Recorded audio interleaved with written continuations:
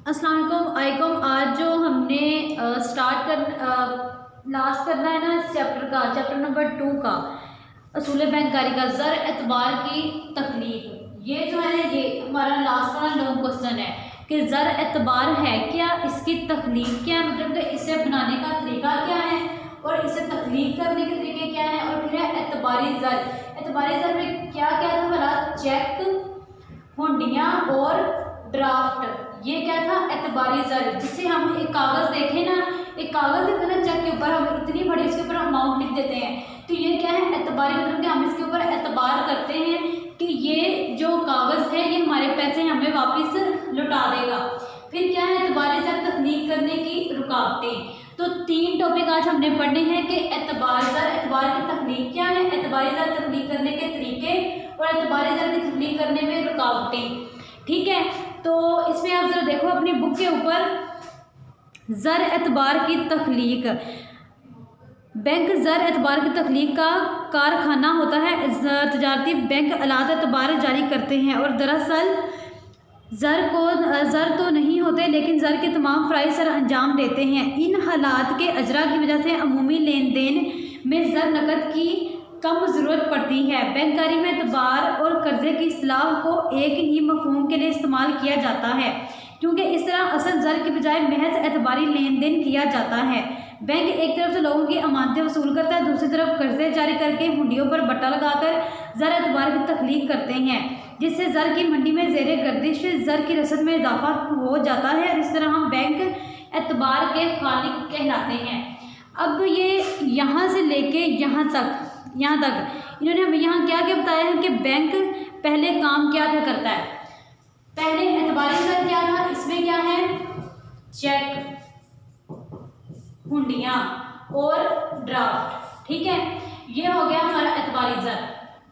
अब इसमें एतबारी ज़र में बैंक क्या काम करता है, बैंक का क्या काम है, कर्जे जारी करना, अमानतें लोगों की रखना, सोना चांदी वगैरह अपने पास रख लेना, और फिर जब कर्जे जारी करना है तो इसमें क्या करना है, सूद, इंटरेस्ट रेट इसने साथ लगाना है, और जब लोगों की अमानतें देनी तो इसने क्या करना है, लोगों को प्रॉफिट देना है। ठीक है, जब इसने लोगों को कर्जे देने हैं प्लस इंटरेस्ट रेट के साथ, तो इससे क्या होगा, मुनाफा हासिल होगा।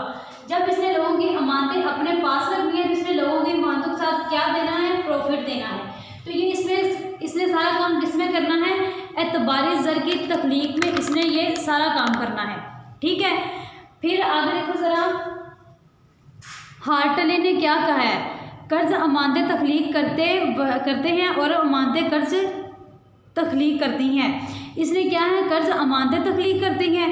अब कर्ज क्या है, अगर हम कर्ज लेते हैं, ठीक है, बैंक से कर्ज ले लेते हैं, बैंक के पास एक अमानत, मतलब कि 1000 रुपया बैंक के पास पड़ा हुआ है, एक बंदा बैंक के पास आया 800 रुपया लेने के लिए, तो इसने क्या करना है कि ये जो अमानत है 1 साल के लिए एक बंदा बैंक के पास रखवा गया है, उससे इस जो दूसरा बंदा है, ये पहला बंदा भी कि दूसरा बंदा, अब इस बंदे को 800 रुपया कर्जा चाहिए, इसने अपनी अमानत बैंक के पास 1000 रुपया जमा करवा दी कि मैंने 1 साल के बाद आपसे लेनी है ये।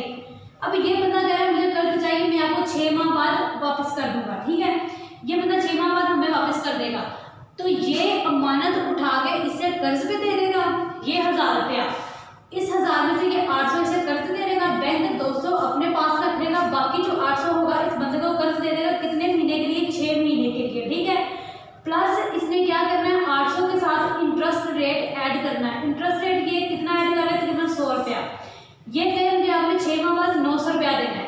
ठीक है, बैंक ने यहाँ एक बंदे से कह दिया कि मैंने 1 साल बाद आपसे अमानत लेनी है, इससे बैंक ने आगे कर्जा दे दिया है, तो बैंक को कितना मुनाफा हुआ है, 100 रुपये का मुनाफा हुआ है। कहाँ से हुआ है, जब इसने आगे कर्ज दिया है। तो ये क्या है, एतबारी ज़र तख्लीक करने के ये सारे तरीके होते हैं।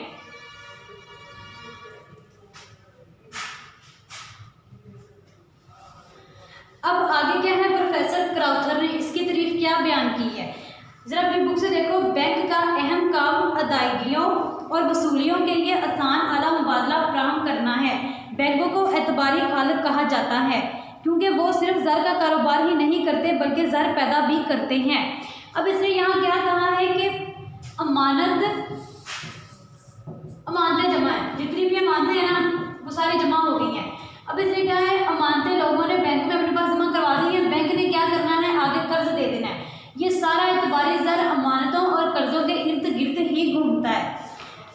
आगे क्या है, एतबारी ज़र तख्लीक करने के तरीके। ये हमने एतबारी ज़र का तारुफ पढ़ा और किस किस ने क्या क्या तारीफ की थी वो हमने पढ़ी। अब हमने पढ़ा एतबारी ज़र तख्लीक करने के तरीके क्या हैं। एतबारी ज़र तख्लीक करने के ज़रा तरीके देखो आप अपनी बुक पे। पहला उन्होंने बताया है कि हुंडियों पर बट्टा लगाकर एक बैंक अपने ग्राहकों को हुंडियों पर बट्टा लगाकर ज़र की तख्लीक करता है। हुंडियों पर बट्टा, अब हुंडी क्या है, हम तजारत करते हैं, तजारत में जो टैक्स लगता है उसे क्या कहते हैं, हुंडी, और हुंडी को हम क्या कहते हैं, सूद भी कह सकते हैं। तो ये सूद क्या होता है, एक बट्टा होता है, किसके लिए, तजारत के लिए, ठीक है। अब हमने जो पहला पॉइंट है वो ये पढ़ना है कि हुंडियों पर बट्टा लगाकर, इस तरीके से बैंक अपने ग्राहकों की हुंडियों पर बट्टा लगाकर इनकी रकम इनके खातों में मुंतकिल कर देता है, जिससे ज़र नकद को इस्तेमाल किए बगैर बैंक के पास से जमा शुदा अमानतें में इजाफा हो जाता है। इसी तरह ज़र एतबार की तख्लीक अमल में आती है। फिर नेक्स्ट क्या है, कर्ज़े जारी करना। इसके तरीके में फिर है कर्ज़े जारी करना। ज़र एतबार की तख्लीक का एक तरीका कर्ज़ों की फराहमी है। बैंक जब किसी शख्स की दरख्वास्त पर इसे कर्ज़े फराहम करने की मंजूरी देता है तो बैंक रकम नकद की बजाय कर्ज़ का खाता खोलकर सारी रकम इसमें जमा कर लेता है और मकरूज़ को चेक बुक जारी कर देता है। अगर मकरूज़ चेक के ज़रिए किसी को अदायगी करने और चेक दोबारा किसी बैंक को जमा हो जाता है तो इस तरह एतबारी ज़र की तख्लीक का सिलसिला शुरू हो जाता है। फिर जो इसका लास्ट पॉइंट है, सरमायाकारी करके। अब जो सरमायाकारी करके क्या होगा, एक बैंक कफालतों में सरमायाकारी करके भी ज़र तख्लीक करता है। ये स्टॉक एक्सचेंज है, कफालतें खरीद कर, कफालतें अब क्या है, कफालतें जो होती हैं वो हमारी बचतें होती हैं, ठीक है, बचत होती है हमारी। स्टॉक एक्सचेंज में कफालतें खरीद कर फरोख्तकार के खातों में रकम जमा करा देता है या इसे क्रॉस शुदा चेक के ज़रिए अदायगी भी करता है, जिसकी रकम फरोख्तकार चेक को अपने खातों में जमा करवा सकता है। तो ये क्या थे एतबारी ज़र तख्लीक करने के तरीके। अब जो रुकावटें हैं इंशाल्लाह हम सुबह पढ़ेंगे और ये चैप्टर हमने खत्म कर देना है। इस वीक में आपने इस पूरे चैप्टर का टेस्ट देना है।